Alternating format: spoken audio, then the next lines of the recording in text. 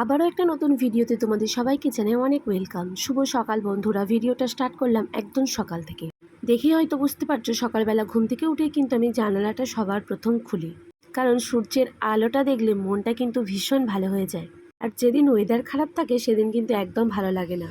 তো আমি কিন্তু অলরেডি রেডি হয়ে গেছি, তারপরে আবারও এসেছি বিছানাটা পরিষ্কার করতে। আম্মাম তো শুয়ে আছে, কিন্তু সাইডে যে সকল কথাপত্রগুলো ছিল ওগুলো একটু ভাঁজ করে রাখছি। আর ও তো ঘুমিয়ে ঘুমিয়ে চারিদিক করে, এদিক ওদিক করে। সেই জন্য আমি ভাবলাম এগুলো একদিকে সাইড করে দিই, তাহলে অনেকটা কাজ এগোনো থাকবে, বাকিটা মাম্মা মুডলে তারপর হবে।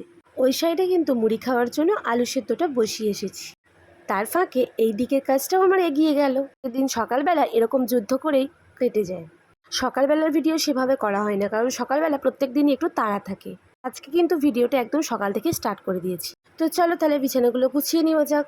আজকের ওয়েদারটা কিন্তু ভীষণ ভালো লাগছে সকালবেলা, না ঠান্ডা না গরম, কিন্তু রোদ দিয়েছে প্রচুর, মনে হয় বেলায় প্রচণ্ড তাপ হবে। এখানে দেখো আলু সেদ্ধ হয়ে গেছে, আজকে মুড়ি খাবো সেই জন্য আলু সেদ্ধটাই বানিয়েছি। অনেকদিন আলু সেদ্ধও দিয়ে মুড়ি খাওয়াই হয় না, তো সেই জন্য মাকে বললাম আজকে চলো আলু সেদ্ধ বানাই।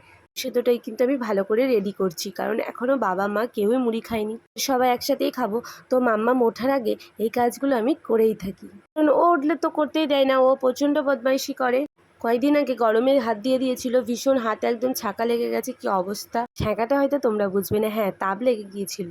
আজকে কিন্তু একদমই ভারী কিছু খাচ্ছি না, শরীরটাও খুব একটা ভালো নয়, আর গরমের মধ্যে সত্যি কথা বলতে এটা ওটা একদম খেতে ভালো লাগছে না, যে কারণে আজকে সিম্পল খাবার আলু সেদ্ধ আর মুড়ি। আম্মাম তো একদম খেতে চায় না, না হলে ওকেও একটু খাইয়ে দিতাম। তারপর কিন্তু খাওয়া দাওয়া করে অলরেডি চলে এসেছিলাম স্নান করতে। স্নানে যাওয়ার আগে আমার তো কিছু কাজ থাকে, সেগুলো হচ্ছে ঘরদোর পরিষ্কার করা, তো ওটাই করছি এখন দেখো। তো যাই হোক, মাম্মামের বাবা এসে গেছিলো, তো সেই জন্য ও কিন্তু বাবার সঙ্গে যাবে বলে বায়না করছিল। ওর বাবা কিন্তু গাড়ি নিয়ে ওকে প্রত্যেক দিন একবার করে ঘোরায়, আর যখন চলে যায় এইগুলোই ও কিন্তু খুব মিস করে। তারপরের দিন কিন্তু সকাল সকাল আমরা চলে এসেছিলাম ডক্টরের চেম্বারে, কারণ তোমরা তো জানো, আমার ভিডিও যারা যারা দেখেছো তারা সবাই জানো আমার শরীরটা একটু অসুস্থ। হ্যাঁ, সিজারের পর থেকে অতটাও বুঝতে পারিনি, এই সমস্যাটা কিন্তু আগে ছিল না। সিজারের পর থেকে কিন্তু এই সমস্যাটা দেখা দিয়েছে। পেটের মধ্যে যেহেতু কোনো অসুবিধা হয়নি, তো সেইভাবে আমি কিন্তু কিছুই বুঝতে পারিনি। কোনো অসুবিধা না হওয়ার পরেও কিন্তু এত বড় একটা সমস্যা কিভাবে হয়ে গেল সত্যি আমি নিজেই বুঝতে পারছি না। যাই হোক, সকাল সকাল তড়িঘড়ি ডক্টরের কাছে চলে এসেছিলাম, অন্য একটা ডক্টরের কাছে। দেখা যাক ডক্টর কি বলেন। তারপর কিন্তু আমাদেরকে ইউএসজি করতে দিয়েছিল। ইউএসজি রিপোর্ট দিতে কিন্তু অনেকটা দেরি হয়ে যাবে, যে কারণে আমরা চলে এসেছিলাম মামার বাড়িতে।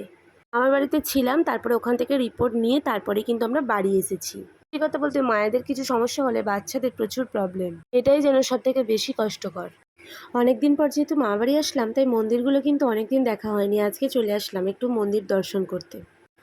তো যাই হোক বন্ধুরা, আজ কিন্তু এইটুকুই রইলো। পরবর্তী ভিডিওতে আবারও কিন্তু তোমাদের সাথে দেখা হবে। টাটা সবাইকে, সবাই ভালো থেকো, সুস্থ থেকো।